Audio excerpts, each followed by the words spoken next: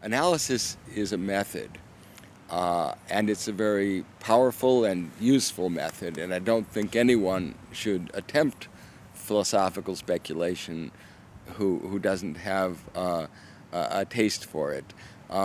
Analysis really means the ability to see differences. And what we have to recognize in that is that analysis is really only half the story. The other half of the story is synthesis, and the two have to work together. If you can see differences and you can't see relationships and connections and similarities, you're missing half the world. Let me say something about David Hume, who is the real founder of the analytic tradition. David Hume wants to criticize rationalist ideas of causality. How does he do so? He connects, he disconnects every instant from every other so that the physical and temporal connection of cause and effect is started before he begins his argument. In other words, he's begged the question about the difficulty about causality.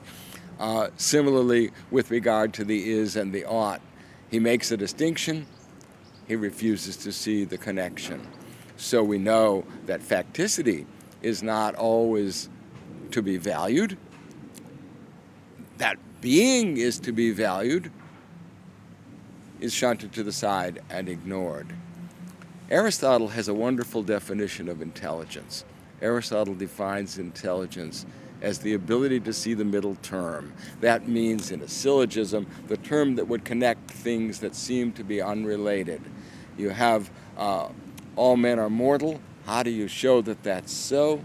Well, because all men are members of animal species, and animals have it in their nature. We would say by the second law of thermodynamics that they're not going to last forever. When you understand what the middle term would be and how it really works, the middle term in all men are mortal is going to be animals. If all men are animals and all animals are mortal, then all men are mortal. The ability to intuit the middle term is Aristotle's definition of intelligence. It's very similar to what a modern IQ test would look for.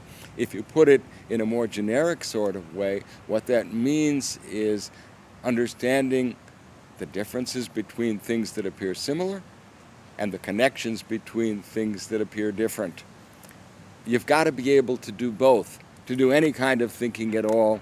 And I think my advice to people who are attracted to analytic philosophy is to learn the method of analytic philosophy and to recognize the other side of the coin, how analysis presupposes synthesis and only functions effectively when synthesis can complement that distinction making that analysts are so good at.